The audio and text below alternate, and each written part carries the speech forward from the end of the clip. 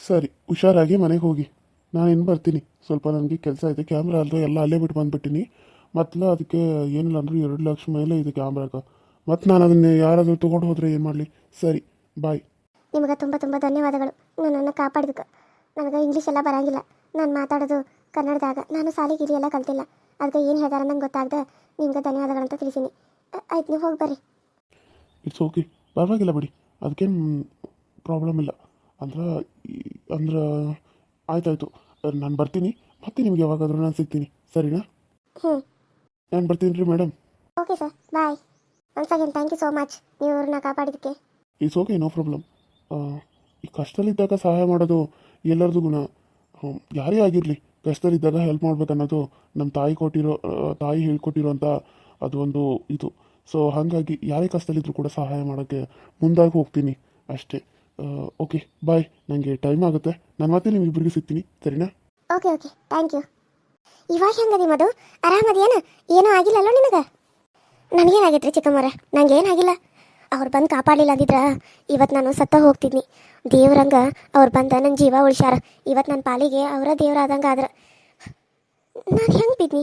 ನನ್ನನ್ನು ಯಾರು ದಬ್ಬಿದ್ರ ಏನೋ ಆ ದೇವರು ಮ್ಯಾಲಿಂದ ನೋಡ್ತಿರ್ತಾನೆ, ಅವ್ರಿಗೆ ತಕ್ಕ ಪಾಠ ಕೊಡ್ತಾನೆ.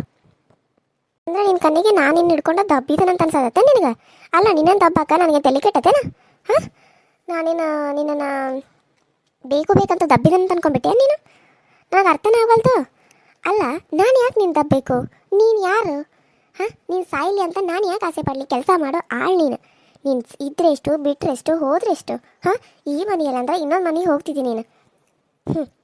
ಅದನ್ನು ಬಿಟ್ಟ ನೀನೇನು ನನ್ನ ಮಾವನ ಹೆಂಡತಿ ಅನ್ಕೊಂಬಿಟ್ಟೇನು?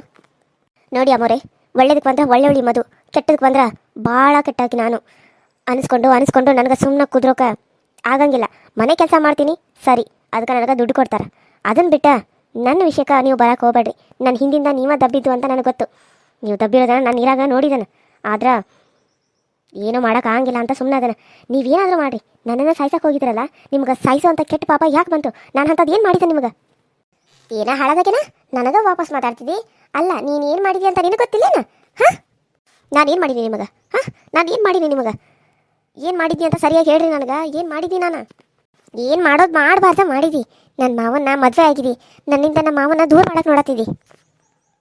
ನೋಡಿ, ನಿಮ್ಮ ಮಾವನ್ನ ಮದುವೆ ಆಗಿರ್ಬೋದು, ಆದ್ರೆ ನಾನಾಗಿ ಅವ್ರ ಹಿಂದೆ ಬಿದ್ದು ತಾಳಿ ಕಟ್ಟಿಸ್ಕೊಂಡಿಲ್ಲ. ಅವರ ನನ್ನ ಹಿಂದೆ ಬಿದ್ದು ಬಿದ್ದು ಬಿದ್ದು ಆದರೂ ತಾಳಿ ಕಟ್ಟಿರೋದು. ಅದನ್ನು ಬಿಟ್ಟು ನಾನಾಗಿ ಏನು ಅವ್ರ ಹಿಂದೆ ಹೋಗೇ ಇಲ್ಲ. ಅವರೇ ನನ್ನ ಹಿಂದೆ ಬಂದು ಮಧು ನಾನು ಮದುವೆ ಆದರೆ ಅದು ನಿನ್ನನ್ನು, ಮದುವೆ ಆದರೆ ನಿನ್ನನ್ನು ಅಂತ ಹೇಳಿ ನನಗೆ ನಮ್ಮ ಅಪ್ಪಗೆ ರೊಕ್ಕ ಕೊಟ್ಟ. ಆ ರೊಕ್ಕದ ಸಲುವಾಗಿ ನನ್ನ ಮದುವೆ ಆಗಿದ್ದಾರೆ ಹೊರತವರು. ನಾನೇನು ಅವ್ರನ್ನ ಇಷ್ಟಪಟ್ಟು ಮದುವೆ ಆಗಿಲ್ಲ. ಇಷ್ಟಪಟ್ಟು ಪ್ರೀತಿ ಮಾಡಿ ಮದುವೆ ಆಗಿದ್ರೆ ನೀವು ನನಗೆ ಹೇಳಬೇಕಾಗಿತ್ತು. ಆದರೆ ನಾನು ಅವನ್ನ ಇಷ್ಟಪಟ್ಟ ಮದುವೆ ಆಗಿಲ್ಲ, ಸರಿನಾ? ಅರ್ಥ ಆಯ್ತಾ? ನನ್ನ ಮೇಲೆ ನೀವು ದ್ವೇಷ ಕಾರಕ್ಕೆ ಹೋಗ್ಬೇಡಿ. ಏನಾದರೂ ಮಾಡಿರಿ, ಒಂದು ಏಟು ಹೊಡೆದ್ರಿ ಹೊಡಿಸ್ಕೊತನು. ಸಾಯೋ ಪ್ರಯತ್ನ ಯಾವತ್ತೂ ಮಾಡೋಕೆ ಹೋಗಬಾರ್ದು, ನೆನ್ಪಿಟ್ಕೊಳ್ಳಿ ಅದನ್ನು. ಚಿಕ್ಕಮ್ಮವ್ರಿಗೆ ವಾಪಸ್ ಮಾತಾಡಕ್ಕೆ ಹೋಗ್ತೇನು ನೀನು? ಎಷ್ಟು ಇರಬೇಡ ನಿನಗೆ ದಿಮಾಕ್. ಕೆಲಸ ಮಾಡಿದ್ರೆ ಚಿಕ್ಕಮ್ಮ, ನಾನೇನು ನಿಮ್ಮ ಮನೆ ಕೆಲಸ ಮಾಡೋಕ್ಕೆ ಬರತ್ತಿಲ್ಲ. ನಾನು ಮಾಡ್ತಾ ಇರೋದು ನನಗೆ ತಾಳಿ ಕಟ್ಟಿರೋ ಗಂಡನ ಮನೇಲಿ ಕೆಲಸ ಮಾಡ್ತಾಯಿದ್ದೀನಿ ಹೊರತು ಯಾವುದೋ ಮನೆಗೆ ಕೆಲಸಕ್ಕೆ ಹೋಗ್ತಾ ಇಲ್ಲ ನಾನು.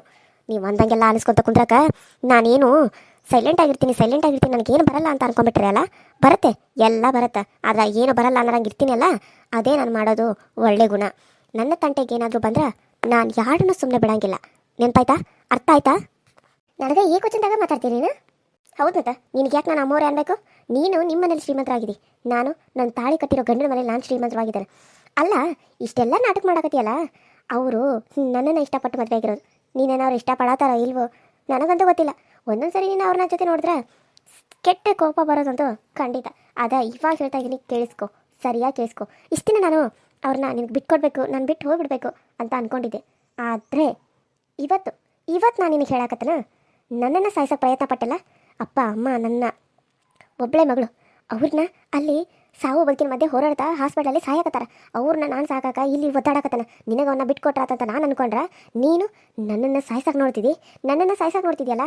ಒಂದು ನೆನಪಿಟ್ಕೋ, ನಿನಗೆ ಖುಷಿ ಅನ್ನೋದೇ ಇರಬಾರ್ದು ಜೀವನದಾಗ. ಹಂಗೆ ಮಾಡೋಕ್ಕೂ ನಾನು ತಯಾರದನ.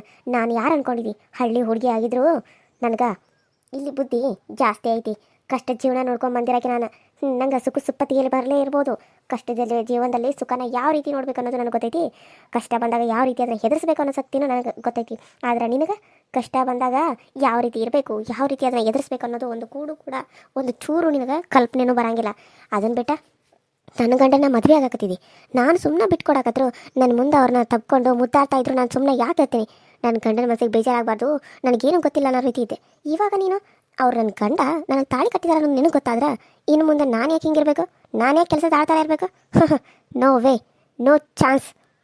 ನಾನು 5ನೇತೆ ಕಲ್ತಿರ್ಬೋದು, ಎಲ್ಲ ಬರ್ತೈತಿ, ಬರಂಗಿಲ್ಲ ಅನ್ನಂಗಿಲ್ಲ. ಎಷ್ಟು ಮಾತಾಡಬೇಕು ಅಷ್ಟು ಇಂಗ್ಲೀಷು ಬರ್ತೈತಿ. ಅಲ್ಲ ನೀನು ಏನೇ ಸುಂದ್ರಿ ಅನ್ಕೊಂಡ್ಬಿಟ್ಟೇನು? ಹಾಂ, ನನ್ನಷ್ಟೆಲ್ಲ ಚಂದದಿ ನಿನ್ನ ಮಗದ ಕಾಲು ಮರಿ ಹಾಕಿ ಬಡಿಲಿ, ಹಲ್ಕಟ್ಟು ಮೂಳ ತೊಗೊಂಬಂದ ನನ್ನಾಗ ಇಷ್ಟೆಲ್ಲ ವಾಪಸ್ ಮಾತಾಡ್ತಿದ್ದೆ ನೀನು. ನನ್ನ ಮಾವನ್ನ ಮದುವೆಯಾಗಿ ಈಗ ನನ್ನ ಮಾವನ ನೀನು ಹಿಂದೆ ಬಂದನಂತ ಹೇಳ್ತಿದ್ದಿ. ಈ ಥರ ಎಲ್ಲ ನಾಟಕ ಕೇಳಬೇಡ. ಇವಾಗ ಮಾಮನ ಮುಂದೆ ಕರ್ಕೊಂಡು ಹೋಗೇ ಕೇಳ್ತೇನೆ, ಅವ್ರು ನೀನು ಹಿಂದೆ ಬಂದ್ರು ನೀನು ಅವ್ರ ರೊಕ್ಕ ನೋಡೋರು ಹಿಂದೆ ಹೋಗಿ ತಾಳಿ ಕಟ್ಟಿಸ್ಕೊಂಡಿದ್ದೀವಿ ಅಂತ ಹೇಳಿ. ಏಯ್ ಮುಚ್ಚಲೇ ಬಾಯಿ ಮುಚ್ಚು. ನಾನು ಯಾಕೆ ಅವ್ನ ಹಿಂದೆ ಹೋಗಲಿ? ಹಾಂ, ನನಗೇನು ಕಡಿಮೆ ಆಗೈತಿ? ನನ್ನ ನೋಡಿದ್ರೆ ಎಂತೆಂಥ ಹುಡುಗರು ನನ್ನ ಮದುವೆ ಆಗ್ಬೇಕಂತ ನಮ್ಮ ಮನೆ ಗಂಟ ಬಂದಾರ. ಆದರೆ ನಾನು ಯಾರನ್ನೂ ಇನ್ನೂ ಮದುವೆ ಆಗಕ್ಕೆ ಒಪ್ಕೊಂಡಿರ್ಕಿಲ್ಲ. ಯಾಕಂದ್ರೆ ನಾನು ಇನ್ನೂ ಚಿಕ್ಕ ವಯಸ್ಸು. ಹಾಂ, ಚಿಕ್ಕ ವಯಸ್ಸು ತಾನೇ, ಹಾಗಾಗಿ ಯಾರನ್ನೂ ಮದುವೆ ಆಗಬಾರ್ದು ಅಂತ ಅಂದ್ಕೊಂಡು ಸುಮ್ಮನೆ ಇದ್ದೆ. ಆದ್ರೆ ನಿಮ್ಮ ಮಾವ ನನ್ನನ್ನು ನೋಡಿ ನನ್ನನ್ನು ಇಷ್ಟಪಟ್ಟು ಮದುವೆ ಆದರೆ ನನ್ನನ್ನೇ ಅಂತ ಹೇಳಿ ಸಾಲದ ಸಲುವಾಗಿ ನಮ್ಮ ಅಪ್ಪಂಗೆ ಸಾಲ ಕೊಟ್ಟಂಗೆ ಮಾಡಿ ಆ ದುಡ್ಡನ್ನ ಇಸ್ಕೊಳಕ್ಕೆ ಬಂದು ಆ ದುಡ್ಡು ಕೊಡದೇ ಇರೋ ಕಾರಣಕ್ಕೆ ನನ್ನನ್ನು ಮದುವೆ ಆಗಿದ್ದಾರೆ. ಹಂಗೆ ಅಮ್ಮನ ಆಪ್ರೇಷನ್ಗೂ ರೊಕ್ಕ ಕೊಟ್ಟಾರಂತ ನಾನು ಅವ್ರು ಹೇಳಿದಕ್ಕೆ ಮದುವೆ ಆಗಿ ಅವ್ರ ಜೊತೆ ಸಂಸಾರ ಮಾಡಕತ್ತಾನ. ಆದ್ರೆ ನೀನು ಆಮೇಲೆ ಬಂದು ನನ್ನ ಗಂಡನ್ನೇ ಮದುವೆ ಆಗ್ತೀನಿ ಅಂತ ನನ್ನ ಮುಂದೆ ಇಷ್ಟೆಲ್ಲ ಬಿಲ್ಡಪ್ ಕೊಟ್ಟರು. ನಾನು ಮನೆ ಕೆಲಸ ಥರ ಅತ್ತೆ ಹೇರೋ ಮಾತಿಗೆ ಒಪ್ಕೊಂಡು ಸುಮ್ಮನೆ ಇದ್ರೆ ನನ್ನ ಮುಂದೆ ನವರಂಗಿ ಆಟ ಆಡಕ್ಕೆ ಬರ್ತಿದ್ದಿ. ನವರಂಗಿ ಆಟ ನೀವು ಅಂದಿದ್ದನ್ನೆಲ್ಲ ಅನಿಸ್ಕೊಂಡು ಸುಮ್ಮನೆ ಕುಂದ್ರಕ ನಾನೇನು ಗೆಳೆ ಕೂಸಲ್ಲ ಏನು? ನಾನು ಇವಾಗ ಹೋಗಿದ್ದೀನಲ್ಲ ಅತ್ತೆ ಮುಂದೆ ಹೇಳ್ತೀನಿ. ಹೌದಾ? ಹೋಗಿ ಹೇಳ್ಕೊ ಹೋಗು. ನಾನು ಗಂಡನ ಮುಂದೆ ಹೇಳ್ತೇನೆ. ಬರಲಿ ವೀರೋರು, ಅವ್ರ ಮುಂದೆ ನಾನು ಹೇಳ್ತೀನಿ. ನನ್ನನ್ನು ಬಟ್ಟೆ ಒಗಿಬೇಕಾದ್ರೆ ನೀರಿಗೆ ತಬ್ಬಿ ಕೊಲ್ಲೋದಕ್ಕೆ ನೋಡಿದ್ರು. ನಾನು ಏನು ಮಾಡಿದೆ ಅಂತ ಇವಳನ್ನ ಕೊಲ್ಲಕ್ಕೆ ನೋಡಿದ್ರು. ಕೇಳ್ರಿ ಅವಳನ್ನ. ಇವಾಗ ಕಂಪ್ಲೇಂಟ್ ಕೊಟ್ಟು ನಾನು ಜೈಲಿಗೆ ಹಾಕ್ಸ್ತೀನಿ. ಅದಕ್ಕೆ ಸಾಕ್ಷಿ ಕೂಡ ಒಬ್ಬರಿದ್ದಾರೆ, ಅವ್ರನ್ನೂ ಕೂಡ ಕರಿತೀನಿ ಅಂತ ಹೇಳ್ತಾನೆ. ಅವಾಗ ನೀನು ಏನು ಮಾಡ್ತಿದ್ದಿ? ಹಾಂ, ಏನು ಮಾಡ್ತಿದ್ದಿ? ಮಧು, ಇದು ಯಾಕೋ ಭಾಳ ಆಯಿತು. ಯಾಕೋ ಅತಿ ಆಗ್ತಾ ಇದೆ ನಿಂದು ಬರ್ತಾ. ನಂದು ಅತಿ ಆಗ್ತಾ ಇಲ್ಲ ಅಮೋರೇ, ನಂದು ಅತಿ ಆಗ್ತಾ ಇಲ್ಲ, ನಿಮ್ದು ಅತಿ ಆಗ್ತಾ ಇರೋದು. ಅತಿ ಆದರೆ ಏನಾಗುತ್ತೆ ಅಂತ ನಿಮಗೆ ಗೊತ್ತಾಗುತ್ತೆ, ಸರಿನಾ?